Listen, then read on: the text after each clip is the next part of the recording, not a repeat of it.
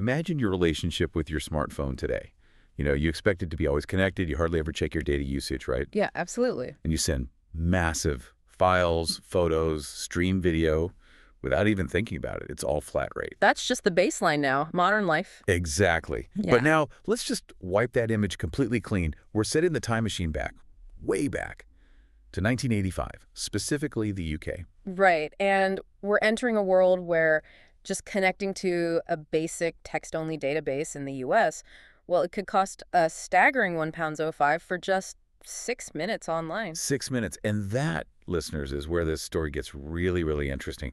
Because that £1.05, that was only the connection fee, just the wire cost. Mm-hmm. If we adjust that, £1.05 for inflation, that 6-minute transatlantic connection, the packet swishing service link they called it, comes out to about £3.48 in 2023 money. Wow. That's nearly 58 pence per minute just for the digital pipe before you even paid for the actual service, the content itself. It's an astounding cost structure.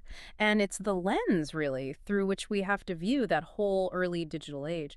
It's absolutely essential context for our depth dive today. Which takes us into the pages of the March 1985 issue of the UK's Personal Computer World magazine. We're looking at a brilliant article by Minnow Artson called Spreading the Word. And our mission today is kind of twofold. First, we want to explore this really fierce philosophical battle that was going on about what true portability actually meant in hardware design back then. Right. And second, to really dissect the highly restrictive, incredibly costly and heavily regulated world of early electronic mail that these machines were trying to access. And the source material, it makes it crystal clear that this tech, this ability to send text remotely, it was revolutionary, but it was almost exclusively for professional use. Yeah, journalists filing copy from the field, stockbrokers needing live quotes, maybe traveling sales teams sending in reports. As Artson just puts it bluntly, private use is simply too expensive. And when the author talks about portable, well, the physical reality was immense. We're not talking about a slim tablet weighing half a pound. Not even close. We're examining a world where portable meant, lugging around a 10 to 15-pound bag. 15 pounds? Yeah, containing the computer, its battery, a whole tangle of cables, and often this external acoustic coupler thing just to physically connect to a phone line. That was the state of the art. Heavy stuff. Okay, so let's unpack that core philosophical fight that Artson lays out. This widening gap, as he saw it, between machines that were essentially transportable desktop emulators and those that were really aiming for true portability, lap-held usability. It's that classic tension, isn't it? Power versus convenience. And it's a tension that you see in pretty much every generation of mobile tech since. Absolutely. So on one side, you had what Artson almost dismissively calls the luggables. Machines that were powerful, sure, but only because they were trying to completely replicate the desktop experience. And the prime example he gives is the Apricot Portable, which, based on the features described, sounds like a pretty decent machine for 1985. It ran MS-DOS. Which was becoming the standard. Right. It had a mini floppy drive, a full-size screen. It was designed to run genuinely complex software like Lotus 123 or professional accounting packages. Serious stuff. And that's precisely why Artson argued it failed the portability test. It was powerful because it was designed as an emulator. The constraint he points to is simple but absolute. The Apricot needed an AC socket. It was chained to the wall. Okay, but hang on. Wasn't he being maybe a little unfair there? I mean, if your job actually demanded using something like Lotus 123, which was revolutionary spreadsheet software or running big accounting ledgers, you needed that power. You needed that MS-DOS compatibility and the grunt it required. Wasn't the Apricot's luggable approach actually the right compromise for that specific high-power user? Well, it was perhaps the right compromise for the high-power user who was just moving between offices, maybe. But Artson's argument was really about true mobility, the ability to work anywhere, instantly. Okay. The Apricot was merely transportable, as he put it.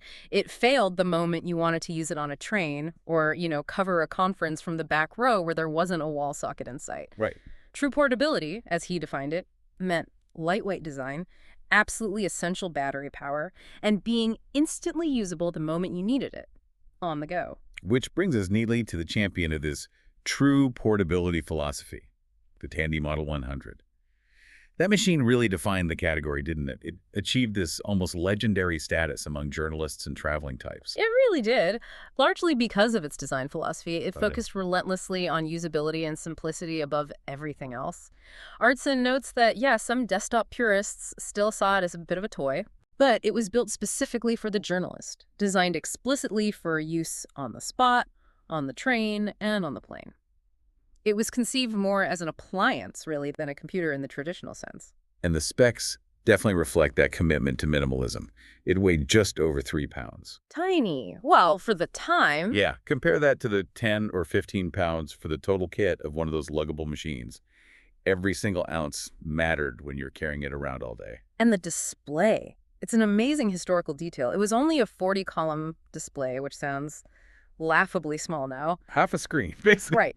But the author actually praised it because it offered nice, big, readable letters with true descenders. The descenders. Explain that. It just means that characters like G or P or EI actually dipped below the baseline, like in print.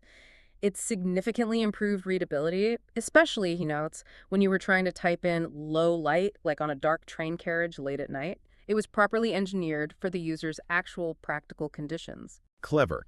And the software architecture was pretty radical, too. The operating system, a basic text editor, a communications program, and even the basic language interpreter.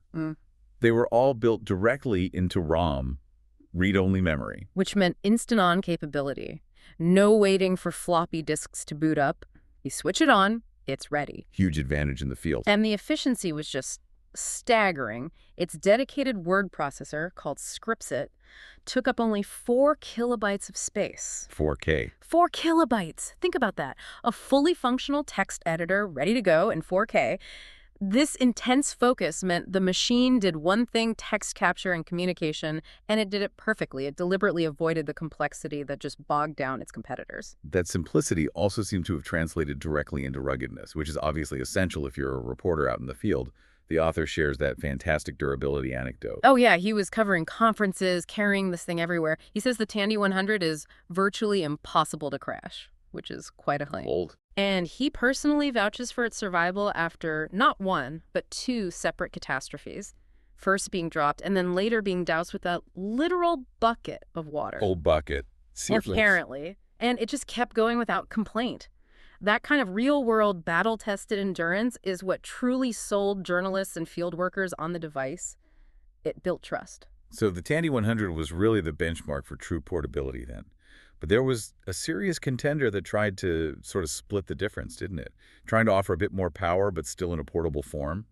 The Epson PX8, sometimes known as the Geneva. Yeah, the Epson PX8 definitely aimed higher. Its philosophy seemed to be about offering a more, let's say, useful desktop experience, but in a lap-held form factor. It sacrificed some of the Tandy's elegant simplicity for increased capability, or tried to. It ran CPM, which, we should probably remind listeners, was a dominant operating system before MS-DOS really took over everything. That's right. CPM, Control Program for Microcomputers. It was a serious, quite complex operating system for the time. Running that definitely signaled the PX8's ambition to be seen as a more complete computer. And it came bundled with some major recognizable software titles like WordStar. Ah, WordStar. But this is exactly where the conflict, the tension arises. WordStar was a heavy application for this kind of environment. It took up 33K of space. Compare that again to the Tandy's tiny 4K Scripsit. That's a big difference. Huge. The PX8 did offer a superior display, though, 80 columns by 8 lines, double the width of the Tandy. It looked much more like a typical computer terminal screen. Okay, seemed promising. But Artson's critique in the article is pretty devastating. He points out that the PX8 provided 24K of user memory, okay, supplemented by another 29K on a built-in microcassette drive for storage. Which was slow. Right. But that main 24K of RAM quickly became insufficient, and the reason why is quite telling. It's because those desktop applications, like WordStar, were designed with the assumption of plentiful memory. So, by default, they immediately started creating backup files of your document as you worked. Ah, the BAK files. Exactly. So, when you only have 24K of working RAM to begin with, and maybe a third of that is instantly eaten up by a backup file for the document you're currently editing, Well, the machine rapidly loses its utility. Runs out of road very quickly. Very quickly. And he also points out the irony, really, of including classic CP/M desktop utilities like PIP for copying files and config for system setup in a device supposedly meant for fast, focused text entry on the go. It's trying to be two things at once. Precisely. And if you actually wanted more power or wanted to run those desktop utilities effectively, you had to start adding peripherals, memory expansion packs, external floppy drives. Which needed their own power, more cables. Exactly. And Artsen's conclusion is sharp. Once you added all those necessary accessories, plus the cables, maybe spare Right. batteries, a charger, the Epson PX8 quickly became highly unwieldy. It completely betrayed the core mission of portability. The lesson here, which really defines modern mobile design, is that when you try too hard to emulate a stationary system on a mobile one, you inevitably compromise the entire mobile experience. For true portability, less is almost always more. Okay, so we've established the hardware landscape, the tools for writing on the move. Mhm. Now we get to the really crucial part. Communication. What good is that brilliant story you've bashed out on your 3-pound Tandy if you can't actually get it back to the newsroom immediately? Right. This brings us to the electronic mail ecosystem of 1985. And we absolutely have to emphasize what this landscape was. Yeah. The ASCII database landscape. ASCII, that's the American Standard Code for Information Interchange. It basically meant we were dealing with simple text-only systems. That's key. No graphics, no color, just those 128 standard alphanumeric characters. Letters, numbers, punctuation, that's it. But that text-only nature, it was really a feature, not a bug, wasn't it? It guaranteed universal compatibility pretty much regardless of the terminal or the portable computer you were using. And it maximized the speed and reliability of transmission over those often quite noisy analog phone lines. Simplicity was strength. Right. The craze, according to Artsen, really kicked off with a U.S. company called Dialcom, which was later bought by ITT. They pioneered this thing called a view data system. View data. Yeah, it was essentially a way to dial into a central host computer and browse static pages of text information, leave messages for other users, and send electronic mail. View data systems typically structure the information into a sort of menu hierarchy, which you navigated using text commands. Okay. And the U.S. market really flourished with these centralized ASCII databases. Mm. They seem to have catered to quite segmented user bases. You had CompuServe. Which was heavily focused on computer enthusiasts, yeah. Offering bulletin boards, technical forums, software libraries, that sort of thing. And then there was the Source, based out in McLean, Virginia. Artsen notes this one was popular because it was apparently where thousands of teenagers were making acquaintances. Which is a really profound historical footnote when you think about it. It shows us a clear, very early precursor to what we now call social networking. Absolutely. We tend to think of social networks starting with, graphical interfaces, MySpace, Facebook. EOCities, even. Yeah. But here it was, back in 1985, a dedicated text-only platform where users logged on specifically to chat, meet people, interact via bulletin board systems, or maybe some early, very rudimentary chat rooms.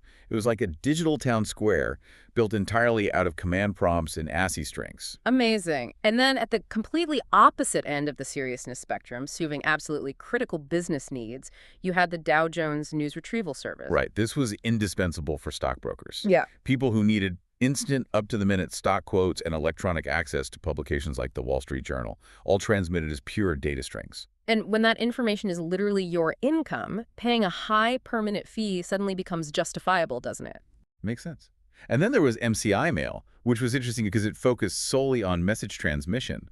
But what's really fascinating about MCI mail is how it deliberately bridged the digital and the physical worlds. Yeah, it offered physical mail delivery options. You could send a digital message, and they would print it out and deliver it either by ordinary surface mail, or for a premium, they offered a 4-hour physical delivery service from designated centers. Wow. You send an email, it gets printed and hand-delivered, like a telegram service almost. Kind of, yeah. Which brings us across the Atlantic to the UK and the international messaging environment.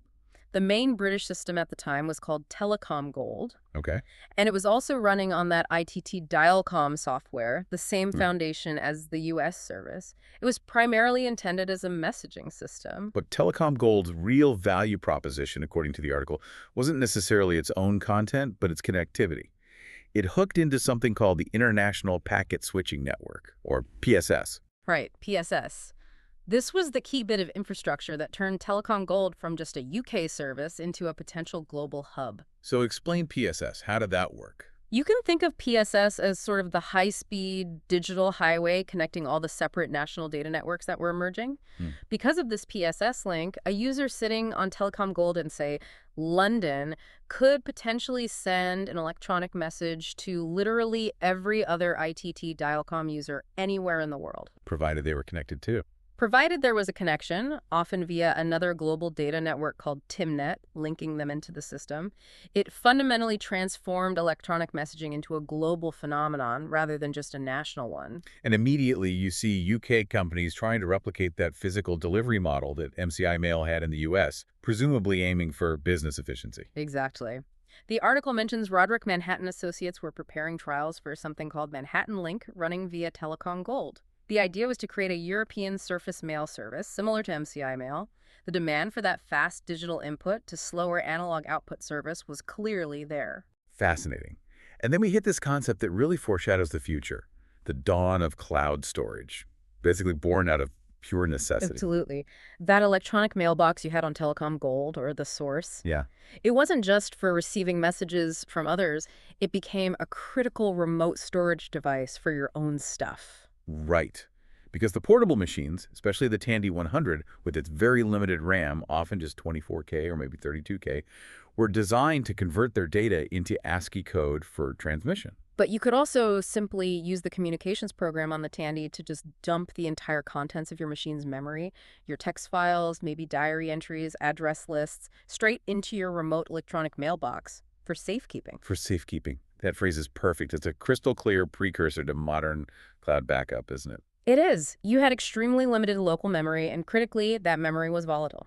If the batteries died, you lost everything you hadn't saved or transmitted. So using the remote server as a guaranteed, accessible, temporary backup drive for your crucial files was an absolute necessity. You were effectively using the corporate message server as your own personal Dropbox account, decades before Dropbox existed. It connects the hardware limitations perfectly, doesn't it?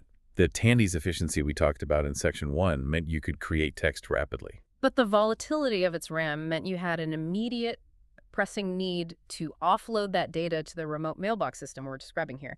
The two things were intrinsically linked. Okay, so now let's pivot to the really grim reality that faced European users back in 1985. Even if you had the perfect machine, like the Tandy, and you had this clear need for remote storage and messaging, actually accessing the system was just fraught with regulatory headaches and, frankly, crippling financial pain. Yeah, the technical regulatory roadblock seems to have been the user's first massive hurdle. It was incredibly frustrating for European users reading this. Neither Tandy nor Epson offered built-in modems in their European models, not standard anyway, despite the US versions often having them integrated. So what did you have to do? You were generally forced to use an external acoustic coupler. This was this clunky device that you physically placed your telephone handset into. It converted the computer's digital signals into audible tones to send down the phone line, and vice versa. Right, I remember those. Big rubber cups? Exactly. And it just added more bulk, more weight, more cables, more complexity to your supposedly portable setup. So why? Yeah. Why no built-in modems for Europe? The official reason cited really boils down to bureaucracy. Europe back then was an incredibly fragmented technical market when it came to telecoms. Ah, You had the national PTTs, the post, telegraph, and telephone authorities in each country. These were usually state-owned monopolies, fiercely protective of their networks. okay. And then in the UK specifically, you also had the British Approvals Board for Telecommunications, BABT. And essentially, each country created its own unique, often deliberately incompatible technical standards for anything connecting to the phone network. Protectionism, basically. Pretty much. So because the European market was seen as relatively small compared to the US, fragmented into all these different national requirements and requiring expensive separate technical approvals for every single country, well, developing a dedicated integrated modem card specifically for Europe was just deemed too expensive by manufacturers like Tandy and Epson. So they just punted and stuck with external couplers for maximum, albeit clunky, compatibility. That seems to be the logic. And just look at the stark contrast. The American version of the Tandy 100 often came standard with a built-in Bell standard modem and even auto-dialing and auto-log-on software. Wow. So an American journalist could literally program in the phone numbers, plug the machine directly into a standard telephone jack, quote, press one button and hey presto, retrieve their mail automatically and seamlessly. That sounds like magic compared to the European experience. Exactly. That simple plug-and-play experience was effectively denied to European buyers purely because of this regulatory friction and market fragmentation. And even if you manage to, cobble together the necessary external hardware, the article highlights that European buyers of the Epson PX8 in particular often found themselves plagued by really frustrating hardware and software incompatibility issues. Yeah, the built-in terminal program on the PX8 was apparently notoriously buggy when trying to establish a dial-up connection in Europe. What went wrong? Well, the author details the symptoms. The terminal program would frequently just throw the user off the line, disconnect them, or sometimes simply fail to connect at all. The strong suspicion, Artson writes, was that the software was basically an American package. Maybe slightly modified, but still fundamentally designed and expecting to work with Epson's own proprietary Bell standard modem, which was meant to bolt underneath the machine via a special port, a U.S. standard. But in Europe, you weren't using that. You had to connect your external modem or coupler through the standard RS-232C serial port. Yeah. Right? Exactly. RS-232C was the universal European standard for connecting peripherals, like modems or printers at the time. So the software and the port were effectively speaking different technical dialects. The software was probably waiting for a specific handshaking signal or voltage level from the proprietary port that the standard RS-232C port wasn't designed to provide in quite the same way. A technical mess. A complete mess. And this technical bug was apparently so widespread and so crippling for Epson users trying to get online in Europe that it inspired this fantastic example of early computing community self-reliance. Oh, yeah. A chap named Gerrit Slot, who was involved with the Dutch Epson Users Club, actually had to write a completely new, free, public domain terminal program fix from scratch, written in C, taking up about 11K of precious RAM. Wow. A user fixed it themselves. How did people get hold of it? This is the charmingly archaic part. Since there was no easy way to digitally transfer this fix, Personal Computer World magazine, the publisher of our source article, actually offered to manually copy this program fix onto readers' own blank microcassettes if they physically mailed a blank tape into the magazine offices, along with a stamped, self-addressed envelope. That's incredible. Talk about analog logistics for a digital software fix. You mail them a tape, they copy the code, they mail it back. It perfectly illustrates the hoops users had to jump through just to achieve basic functionality, really, because the manufacturers were either unable or perhaps just unwilling to navigate that complex regulatory and technical thicket in Europe. Amazing story. But let's move on to the ultimate barrier, the one Artson keeps coming back to. The truly eye-watering cost breakdown. This is really why he insists these machines were for professionals only. It's the bottom line, isn't it? Let's start locally within the UK using Telecom Gold. The base rate during working hours in 1985 was 10.5 pence per minute. Yeah.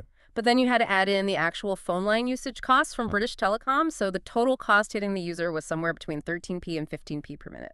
13 to 15 pence per minute. Again, let's run the inflation check on that. We're talking about roughly £1.43 downtown 50 in 2023 money per minute. Half a pound a minute, near enough. Just to read simple text messages locally within the UK network. Every single minute you were connected, you were basically hemorrhaging cash. Yeah. That kind of cost absolutely enforces brevity. Get on, get your stuff, get off. No lingering.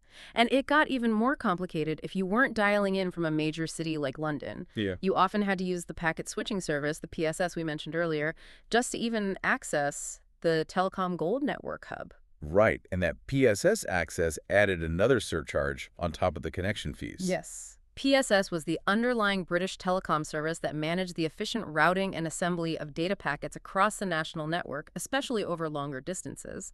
It made sure your data found its way reliably, but using it wasn't free. Artson gives an example. A 5-minute data call using PSS could add another 12 pence to your bill, and that was exclusive of VAT. 12 pence for 5 minutes. Let's say that 12p translates to about £1.40 in 2023 money. An extra 40 pence tax just for the necessary infrastructure of packet switching to reach the service. Yeah, it felt like a mandatory network tax just to play the game if you weren't in the right location. Okay, but the real kicker, The transatlantic premium connecting to those desirable American databases like The Source or Dow Jones News Retrieval. This is what the article bluntly calls horrendous. Mm. This is the data point that really forms the absolute core of our deep dive today. It is. And the data provided is stark and undeniable. 6 minutes connected to the source. Cost £1.05 just for the PSS transatlantic link. £1, 5 pence. For 6 minutes. And that price was strictly for the international movement of the data packets across the Atlantic cable. Nothing else. We calculated earlier that £1.05 in 1985 translates to approximately £3.48 in 2023 money. £3.48 for 6 minutes of simple text exchange across the Atlantic. That is, as we said, nearly 58 pence per minute just for the PSS link. Before you pay the source a penny for their actual service fees. And before you pay your local phone company their 13 to 15 pence per minute charge for the local call part. Exactly. Think about the psychological impact of that cost structure. A journalist might spend, say, 30 minutes offline carefully crafting an article on their Tandy 100, completely free. Right. But then, if they spent just 6 minutes online retrieving a few background facts or quotes from a U.S. database, and then maybe another 6 minutes transmitting the final story back to their editor, that mere 12 minutes of actual connectivity could easily cost them, maybe £8 or £9 in today's money. Wow. Easily. It meant every single user had to be brutally, ruthlessly efficient. You planned exactly what you needed to do before you connected. You connected, you dumped your data or grabbed what you needed as fast as humanly possible, and you disconnected immediately. There was absolutely zero time for browsing, exploring, or casual chatting online. The financial pressure completely dictated user behavior. It wasn't a playground. It was a costly utility. So after exploring this landscape of eye-watering costs, maddening regulatory friction, and let's not forget those 15-pound bags. What are the lasting lessons here? What aspects of this 1985 world aged incredibly well, and what parts just seem hilariously obsolete from our perspective today? Well, let's start with what genuinely aged well. I think the author's clear championing of the Tandy 100 philosophy has been completely validated by history.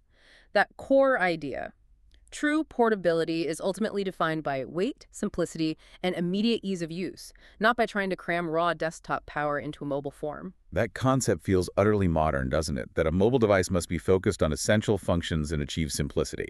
That's the entire foundation of the modern mobile revolution, from smartphones to tablets. It really is. The market comprehensively rejected the luggables like the Apricot and the complexity-stuffed attempts like the Epson PX8 in the long run. The winning design DNA was clearly the focused, simple, always-ready appliance model pioneered by the Tandy. And the other thing that strikes me as incredibly prescient is the immediate birth of those cloud precursors we discussed. Yes.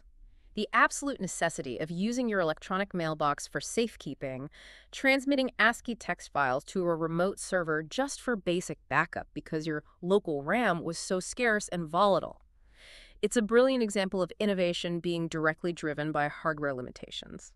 That's basically the entire business model for Dropbox, Google Drive, iCloud, isn't it? Born from the desperate need to secure a 4K diary entry against the threat of a dead battery. It was primitive, sure, text-only storage, but the fundamental concept of remote, secure, accessible file storage was established right there, out of necessity, back in 1985. Okay, so those are the concepts that endured.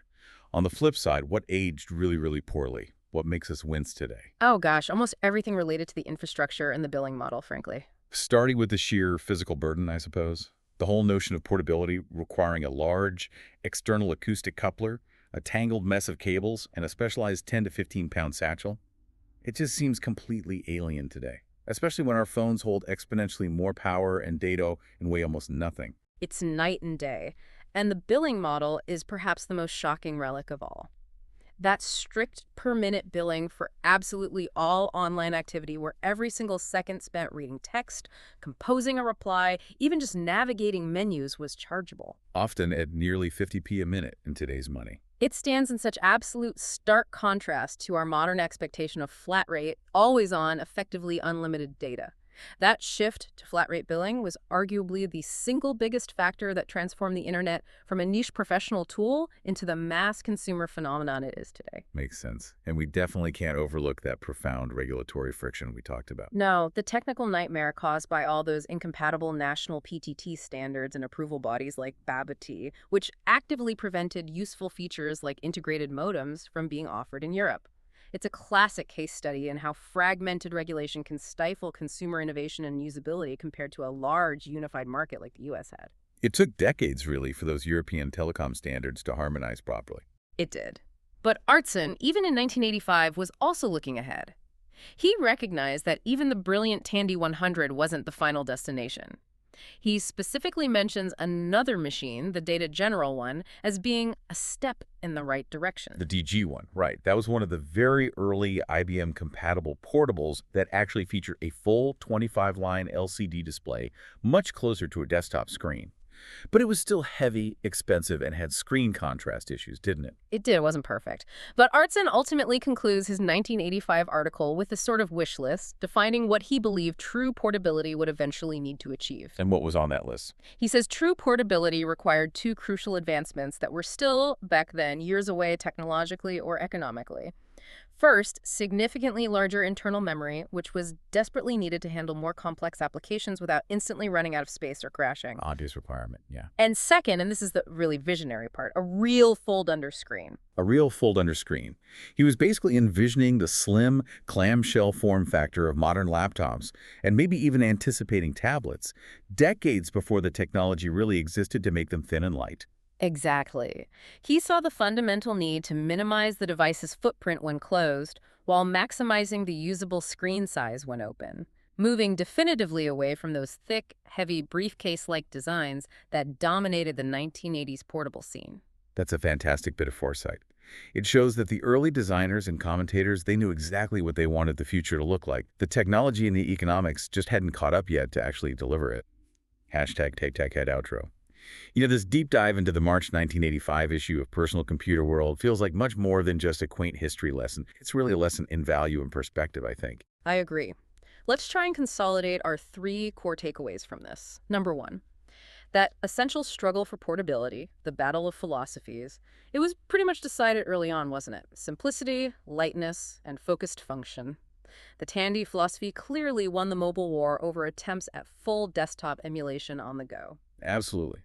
Takeaway number two, connectivity costs were the absolute unyielding gatekeeper back then.